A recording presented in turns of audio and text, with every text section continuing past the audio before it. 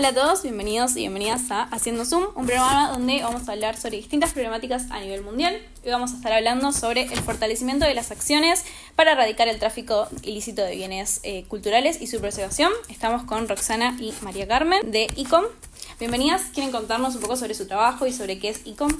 ICOM es la sigla del Consejo Internacional de Museos, que es una institución a nivel mundial que reúne a todos los profesionales de museos. Y uno de los ejes, porque tiene relaciones formales con UNESCO, uno de los ejes principales es la lucha contra el tráfico ilícito de bienes culturales. Se crea inmediatamente que se crea la UNESCO, y estas son organizaciones que surgen después de la Segunda Guerra Mundial, con lo cual entre la primera y la segunda, en tan poco tiempo, realmente el patrimonio cultural, la gente del patrimonio cultural se vio muy afectado. Y a partir de este eje de tráfico ilícito se hace una serie de acciones que tienen que ver con la capacitación, con publicaciones, por ejemplo, las listas rojas de ICOM, que muestran allí es objetos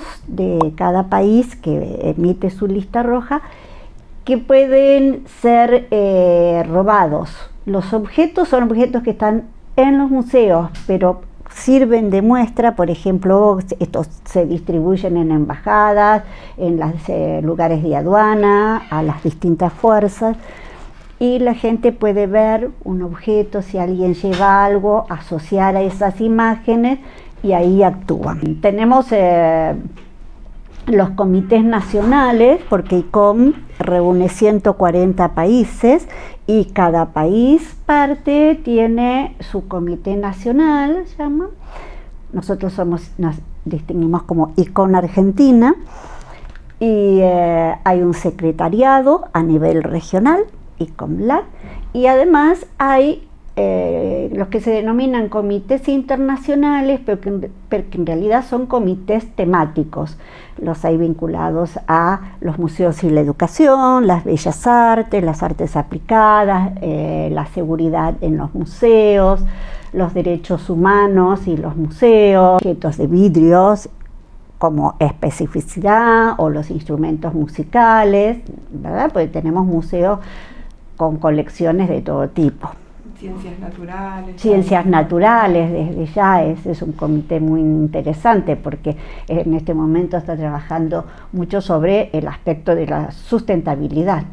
María del Carmen es en este momento presidente del Comité Argentino de ICOM, y bueno, yo formo parte de la comisión directiva y represento a ICOM en el Comité Argentino de Lucha contra el Tráfico Ilícito de Bienes Culturales. Bueno, súper interesante, recién lo adelantaban un poco, pero nos gustaría saber qué son y cuál es la importancia que tienen los bienes culturales. Los seres humanos vivimos en comunidad, en sociedad, y en nuestra interacción vamos elaborando saberes, estructuras ideológicas, artísticas, religiosas, una cosmovisión, una forma de interactuar. Es decir, vamos elaborando cultura, nuestras culturas. Y como productos de esa cultura y de ese interactuar también elaboramos cosas, objetos que pueden ser móviles o inmuebles. Y esos son los bienes de esa determinada sociedad o cultura, y hablamos de determinada porque hablamos de la diversidad también de las culturas. No todas las sociedades tienen los mismos ideales o la misma valoración de las cosas. Esos bienes, productos culturales, son un poco lo que queremos proteger, porque queremos legar lo que queremos valorar a nuestra posteridad. Ahora, podríamos decir, entonces los bienes culturales son las cosas que hace el hombre. Pueden ser cosas que hace el hombre, pero hay otras cosas que no hace el hombre, pero que el hombre le da un valor especial. Por ejemplo, los bienes paleontológicos, o sea, los restos de los animales que han desaparecido. No los hace el hombre, fueron previos pero tienen un valor científico. Los minerales raros y hasta incluso los meteoritos que son extraterrestres, por su interés científico, también son considerados bienes culturales. Y en esto de que que tenemos que patrimonializar, es decir, qué son de estos bienes queremos reservar y preservar para nuestra posteridad. Y entonces, por eso, la Convención de UNESCO de 1970, que es justamente sobre las medidas que deben adoptarse para impedir el tráfico ilícito de este tipo de bienes, dice que cada Estado debe determinar cuáles bienes son los que quieren preservar, ya sea por razones profanas o religiosas o de cualquier índole, y que tengan ese interés y ese fundamento que constituyen la memoria y la identidad, la forma de ser de ese pueblo, esa sociedad, esa nación. Y recién hablabas un poco de esa necesidad de preservar esos bienes, entendemos que por la cultura que conllevan. ¿Por qué es que necesitan ser protegidos? ¿Cuáles son los riesgos que pueden enfrentar en un conflicto armado, por ejemplo? Por ejemplo, bueno, justamente Carmen mencionó las guerras mundiales y creo que la humanidad se asomó al abismo de perderlo todo, sobre todo después de las bombas de Hiroshima y Nagasaki. Entonces vieron la necesidad de empezar a proteger.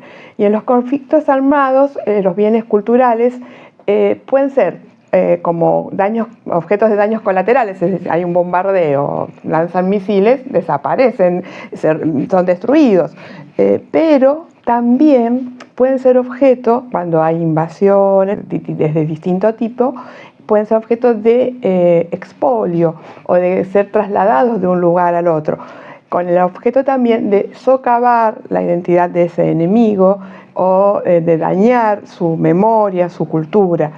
Entonces, ya en 1954, en la convención que se conoce como Convención de La Haya, se vio la necesidad de identificar los principales monumentos que debían ser preservados ante conflicto armado. Es la convención que aplica lo que se llama el escudo azul o Blue Shield. O sea, hay edificios, monumentos, sitios que están identificados con ese escudo azul para impedir que sean atacados. Como una marca, eviten dañar estos bienes, porque son bienes ya que competen a la humanidad. Perdón que me he equivocado, pero ¿cuál es el que sucede más seguido? ¿El que es con el objeto de robo o con el objeto de dañar a un país enemigo?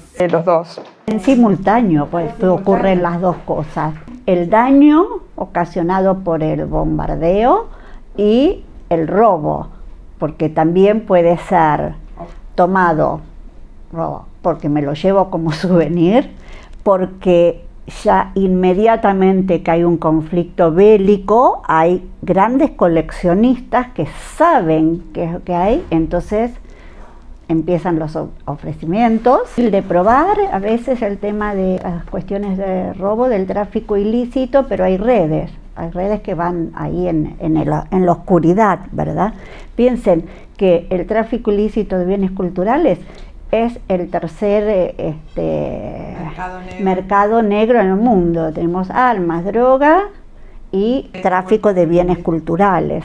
Y también pueden ser moneda de pago. Y eso es una cosa que viene desde la antigüedad. Lo que la Convención de La Haya es poder considerar estos delitos como delitos de lesa humanidad.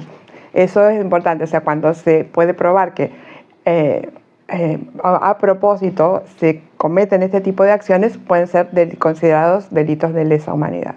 ¿Nos podrían dar un ejemplo sobre algún tipo de destrucción de bienes culturales en un conflicto armado, algo muy específico si es que tienen, y cuáles fueron las consecuencias, ¿no?, que tuvo? Hablamos del siglo XX, yo voy a hablar del siglo XXI. Yo traje dos casos que me interesan particularmente. Primero, en el surgimiento de ISIS, que se denominaba el Estado Islámico, que en realidad son grupos fundamentalistas y que llevan acciones de terror, de terrorismo. Destruyeron un sitio que estaba declarado Patrimonio de la Humanidad, Palmira, en Siria, y ese sitio fue expoliado, o sea, se llevaron todo lo que pudieron, destruyeron, y esos bienes culturales entraron, como decía Carmen, en el tráfico ilícito, y lo que obtenían de ese tráfico ilícito servía para seguir subvencionando sus actividades terroristas. Terrible, ¿no? O sea, no solamente estamos destruyendo, sino que se subvenciona acciones de terror mediante eso. Y otro tema que también me interesa mucho personalmente se denominó la Operación Especial de la Federación Rusia en Ucrania, que empezó en el 2022. Justamente la Conferencia General de ICOM ese año se hacía en Praga, que es prácticamente son vecinos. Entonces llegó la delegación ucraniana encabezada por la ministra de Cultura, contando con gran dolor cómo esta invasión estaba llevando a cabo el tráfico, el robo de sus bienes culturales. Y en este caso, no solamente por el interés del coleccionismo o el interés económico, sino también el interés de apropiarse de esa memoria, de socavar al pueblo ucraniano o la cultura ucraniana, de cambiar el relato, de imponer un relato único. Entonces, realmente fue muy tocante las palabras, porque ellas pedían auxilio, estaban en medio de una guerra, y contaba cómo un director de museo a lo mejor tenía que llevarse algún objeto para poder protegerlo porque habían tropas enemigas. Los conflictos armados suelen tener este tipo de situaciones realmente dolorosas y trágicas, y a veces se pierden cosas patrimoniales irremediablemente, que no se van a recuperar. Recién lo decías vos hace un rato, pero ¿cómo hacen entonces los traficantes ilegales para poder robar estos bienes? ¿Tienen algunas rutas, algunos métodos? Depende de dónde esté situado geográficamente lo que quieran robar. ¿Y qué? Porque en caso de conflicto armado, el país que fue invadido es el que pierde sus bienes, pero en general la mayoría de las cosas es obras de arte, libros, documentos, monetarios, digamos. Otra cuestión es los sitios y los bienes arqueológicos, porque recuerdo, por ejemplo, cuando la guerra en Irak, los carabinieri italianos habían hecho, ya había drones para ver, y entonces nos mostraron una serie que desde el cielo se veía como una serie de huecos que parecían que fueran de bombas, ¿no? ¿Verdad? Pero en realidad eran excavaciones en búsqueda de bienes arqueológicos. Y ahí hay otro problema, porque es más difícil de recuperar, porque lo que se llevan de un museo están inventariados, ya tiene que estar fotografiado. Entonces hay un registro, pero de los bienes arqueológicos no hay registro, no se sabe qué hay bajo la tierra. Entonces ahí se vuelve más difícil de recuperar. Las rutas son clandestinas, entonces no hay una ruta, puede pasar por muchas manos. Y en general suelen estar un tiempo fuera de mercado para que se pierda la trazabilidad de esa ruta. Entonces ahí hay estos inconvenientes. No hay una ruta y no hay un método. Esto en caso de conflicto armado, pero también está cuando no es en caso de conflicto armado, que también es mucho el robo de los bienes, y hay una logística, hay un estudio de parte de por lo general, coleccionistas privados, que quieren tal o cual bien porque les gusta la pintura, etc., y ven bien por dónde está ubicado, las posibilidades. Claro que ellos no son los que van a sacar esos bienes, hay como bandas. Y aparte, en esta época tenemos el tráfico online, la venta de culturales, que pueden ser arqueológicos, numismáticos, libros, archivos, etcétera, que se ofrecen en línea. Y entonces, bueno, ahí también hay un mercado y un problema enorme. Y bueno, hay algunas fuerzas de seguridad como Interpol que hacen lo que se llama ciberpatrullaje, pero es también otro gran camino que pueden llegar estos bienes, productos ilícitos para llegar al mercado, ¿no? ¿Y cómo afecta la regulación y el control en el mercado de antigüedades al tráfico legal de bienes culturales? Bueno, eso también es un gran tema, porque justamente los anticuarios, hay de todo, como en todos lados, pero hay como una gran informalidad. Si bien la Convención de 1970 establece en su artículo 10 que debe haber un registro de los comerciantes de bienes, de obras de arte y de bienes culturales, y que también deben estar registradas sus transacciones, en realidad hay como una gran informalidad, dificulta la trazabilidad del bien. Si ese bien que se está ofreciendo es de origen lícito o es un bien mal habido.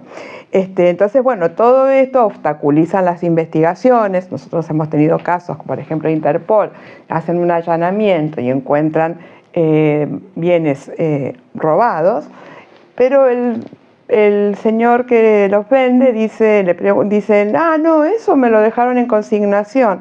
¿Y quién? Y no sé, Juan Pérez, y no me dejó domicilio. Entonces ahí dificulta, si hubiera un registro donde tienen todo anotado, quién lo dejó, dónde vivía, bueno, no les conviene en general. Entonces pasa eso. No solamente obstaculiza, da lugar también a que sea un lugar de blanqueo de dinero, en contra de todo lo que es la pérdida de los bienes patrimoniales y también del contexto histórico y cultural donde se han producido. Importante que exista una regulación que obligue a los comerciantes de este tipo de bienes a registrarse y a registrar sus operaciones, no solamente con fines impositivos, sino también con estos fines de conservación del patrimonio, y que el que adquiere algo también esté seguro de que tiene un origen lícito. En Argentina se trabajó, una ley fue sancionada,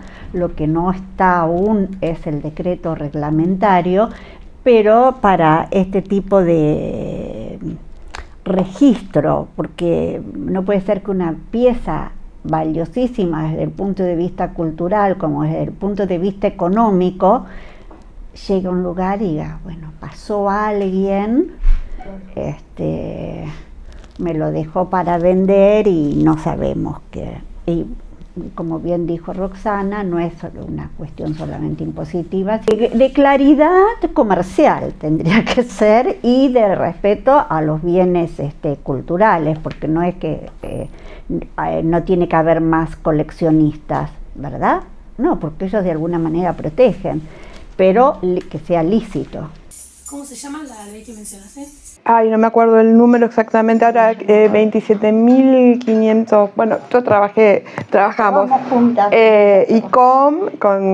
trabajaba también con la senadora Marta Varela en el Senado de la Nación, donde presentamos el proyecto de ley. Fue aprobada por ambas cámaras y sancionada en diciembre de 2019. O sea, ya lleva varios años, fue sancionada, pero al no estar reglamentada, no está implementada, en cumplimiento del artículo 10 de la Convención UNESCO de 1970.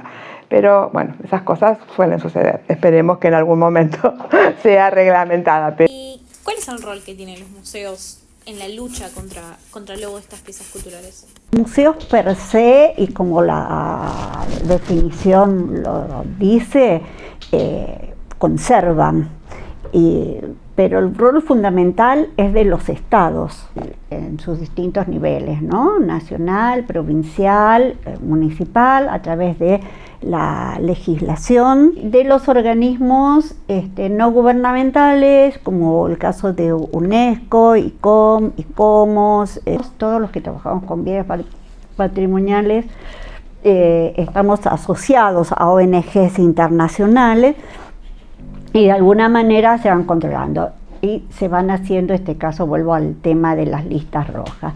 Los museos pueden hacer campañas de difusión, concientizar a sus públicos del valor, más del valor estético, del valor identitario que pueden tener esas obras, esos objetos. En este mundo que estamos con tantas imágenes y donde las fronteras realmente han casi desaparecido, entonces somos ciudadanos del mundo, y cuando lo que se roban, lo que sacan de un país, es como si te lo robaran a ti mismo, en tu país, ¿no es cierto? Entonces entonces uno lo que tiene que hacer es esta cuestión de capacitación. Y como a los estados les compete preservar estos bienes identitarios, entonces se capacitan a las fuerzas, fronteras, a los ministerios, a las aduanas.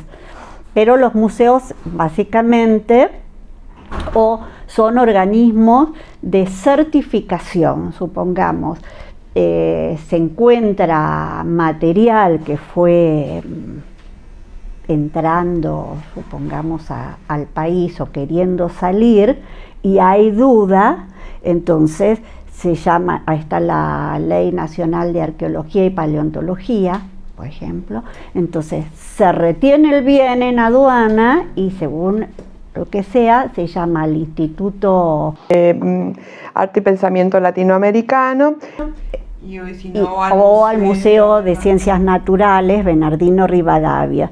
Ellos pueden estudiar y dar si son piezas originales, extraídas, los peritajes, exactamente.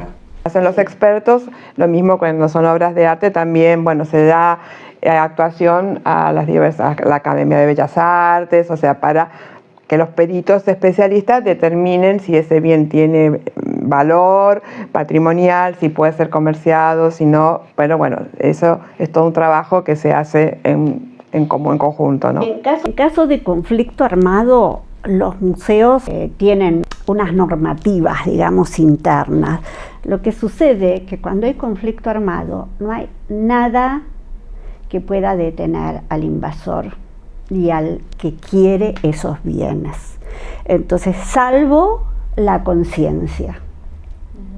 Cuando tenés esa conciencia de que eso es un bien que tiene más valor como bien cultural que el valor pecuniario, entonces ahí avanzamos mucho, pero si no, se pierde.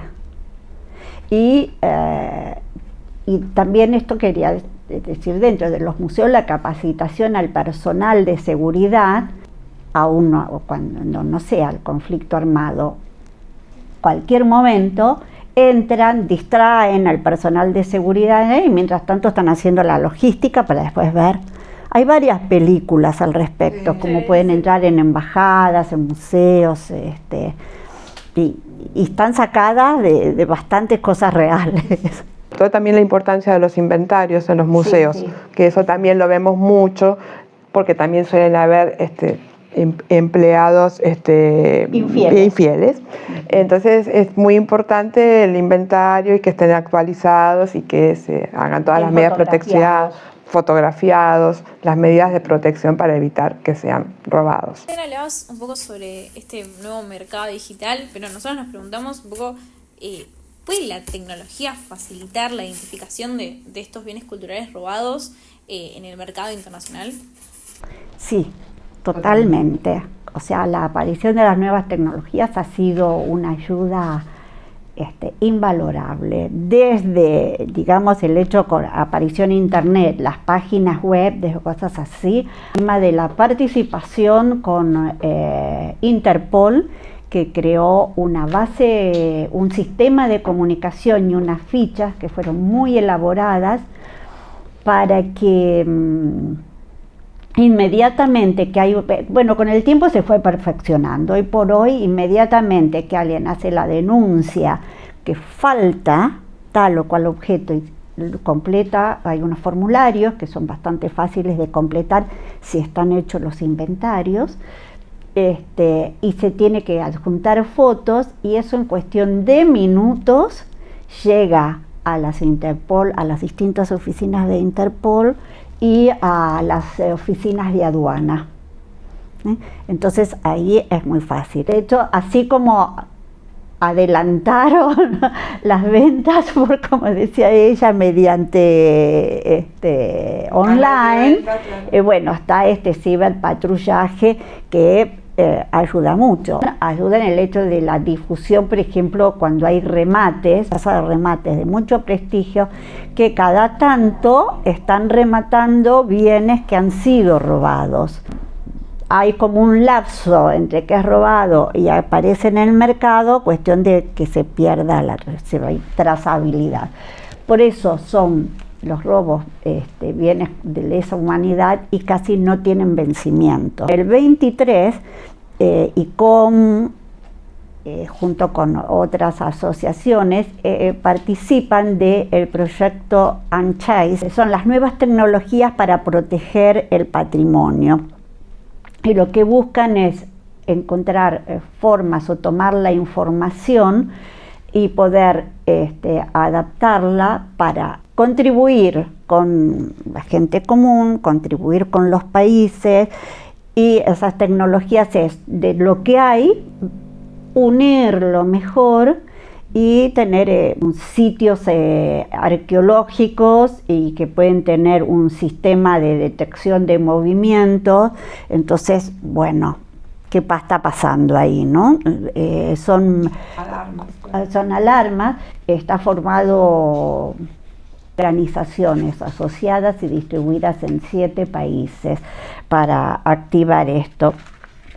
Esto es sumamente interesante porque, entre otras cosas, buscan lograr la firma espectral, que es a partir de la captación de la fluorescencia propia de los objetos, si son desaparecidos o tener esas imágenes, ese tipo de fotografías con esa firma, y en caso de que falte y después aparezca algo similar, hacer esa espectrofotogrametría y ver si coinciden.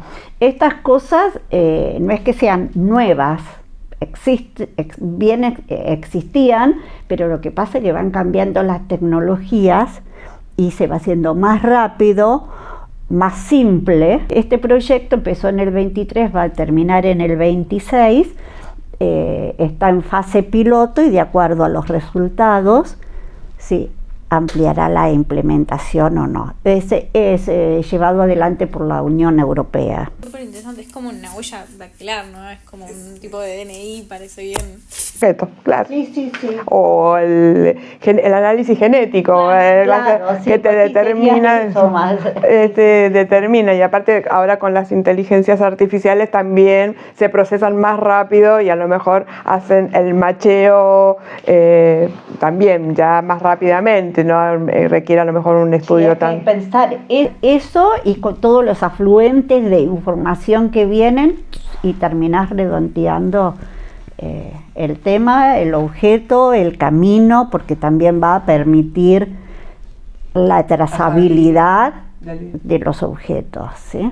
¿Cuál es el papel entonces que juegan los acuerdos internacionales? O sea, justo este es un buen ejemplo, pero no sé si nos pueden contar. Fundamentales. Bueno, en primer lugar, lo que es lograr el establecimiento de marcos legales y de principios comunes entre los distintos estados que conforman o que firman, adhieren o ratifican las convenciones. Ya hemos mencionado dos, la de La Haya, la de 1970 y en 1995 el convenio que se llama UNIDROIT, que también tiende a la armonización legislativa. Todo este andamiaje, digamos, de acuerdos internacionales permite, lograr acuerdos comunes, llegar a una cooperación internacional, promocionar también este tema, lo que decían, y la restitución de los bienes, la sensibilización, las campañas, por eso era importante participar en esta charla, porque bueno, uno de los principales métodos es la divulgación de la temática. Uno no protege ni valora lo que no conoce. Entonces, bueno, y fundamentalmente la armonización de las legislaciones nacionales. Tengo que decir que hay 143 países que adhirieron, después hablar un poquito más, Carmen, a la convención del 1970, pero de la convención del convenio UNIDROIT solamente han adherido 65 países. Y UNIDROIT va más allá de los estados, da también a los individuos y establece el principio de restitución y el principio de debida diligencia. ¿Esto qué quiere decir? Quien va a adquirir un bien cultural tiene que adoptar todas las medidas a su alcance para determinar el origen de ese bien y que sea lícito. Es muy importante porque así se pueden llegar también a los tribunales, que pueden llegar particulares, estados u organizaciones no gubernamentales, se puede juzgar como un delito. El principio de restitución es muy importante también. Vamos a hablar lo que normalmente pasa en nuestros países latinoamericanos y se está vendiendo en Europa. Bueno, tienen que haber convenios internacionales para lograr que eso que se descubrió vuelva a su lugar de origen, donde fue mal habido. El medio que tenemos por ahora para proteger nuestro patrimonio, el patrimonio de la humanidad. La UNIDROIT ahora invierte esa carga de prueba y ya no podés decir que no sabés, porque hay muchas maneras, y en esto las nuevas tecnologías de información han ayudado mucho. Saber algo y entras, por ejemplo, en Interpol y hay una base de datos, imágenes, objetos que están denunciados. Cuando fue el conflicto de Irak, por ejemplo, UNESCO hizo una resolución solicitando a los países que no compren, o primero que ni trasladen ni compren cosas de esos ambos países. Hay un factor que es las economías y no es menor. Como dijo Roxana recién, en nuestro país, en nuestro continente, que los índices de pobreza son bastante altos, es un condicionamiento, porque cuando ganas, supongamos, en el mes $100 y viene alguien y te ofrece $100 y vos le decís a la gente del lugar donde hay un huaco, donde hay, no sé, algo que los lugareños suelen conocer lugares o tener alguna idea por origen donde se puede encontrar, hacer una excavación. Alguien le ofrece y la pieza se va. En Latinoamérica también hay países que han firmado como acuerdos. Argentina es uno de los países que mayor número de restituciones viene haciendo. Y hace poquito estuvimos también en la Embajada de China, porque estaba en aduana, consultaron la lista roja de objetos en peligro de China porque les parecía, realmente se pudieron restituir, que eran unas piezas valiosísimas. Una investigación de Interpol, sí, que habían hecho un seguimiento y habían personas que estaban viajando desde China con 20 valijas. Y con la connivencia de malos funcionarios también de aduana, estaban por ingresar, pudieron incautar todo ese material en la aduana de Ezeiza y se hizo un convenio con China y se restituyó. Son un ejemplo interesante de las cosas que se pueden lograr entre convenios. Así, a partir de la difusión, ¿no? Y la capacitación, porque somos representantes, asesores, digamos, ¿verdad? La Academia de Historia, de Numismática. Pero ese comité está integrado también por gente de los museos, áreas de la Dirección Nacional de Museos, por supuesto que las fuerzas, Gendarmería, Policía, Aeronáutica, Prefectura, porque los caminos son todos posibles. Los traficantes siempre van un paso adelante. Y los museos haciendo difusión del valor del patrimonio. Hablaban un poco sobre esta detención temprana, ¿no? Antes del tráfico, pero ¿qué pasa cuando ya se hizo el tráfico, ponele, antes de la convención o antes de que haya todas estas leyes. ¿Qué pasa con esos bienes que ya están o en esos países exhibidos en museos cuando pertenecen a otras culturas o que quedaron ahí perdidos?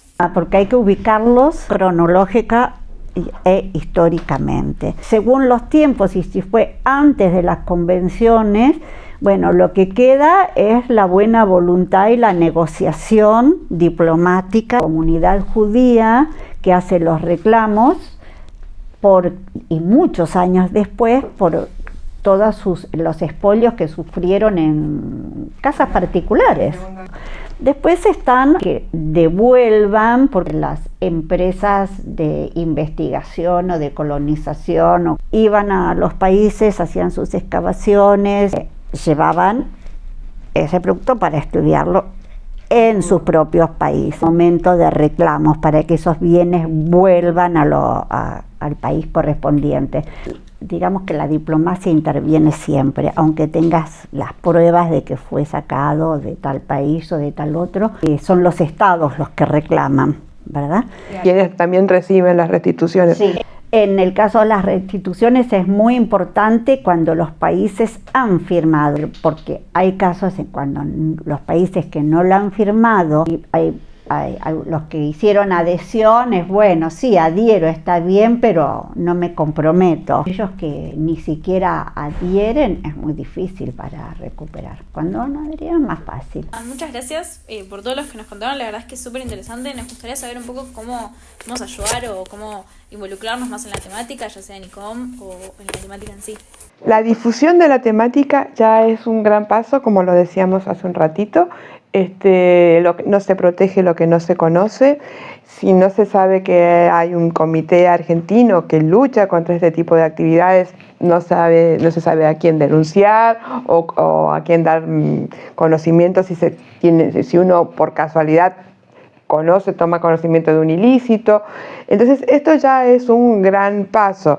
Igualmente, todos los años se organizan actividades de capacitación para especialistas, pero también para el público en general, a quien le interese la temática. Que a veces parece, bueno, me llevo esto de recuerdo y sin pensar que no es bueno sacarle a alguien para mi propia colección.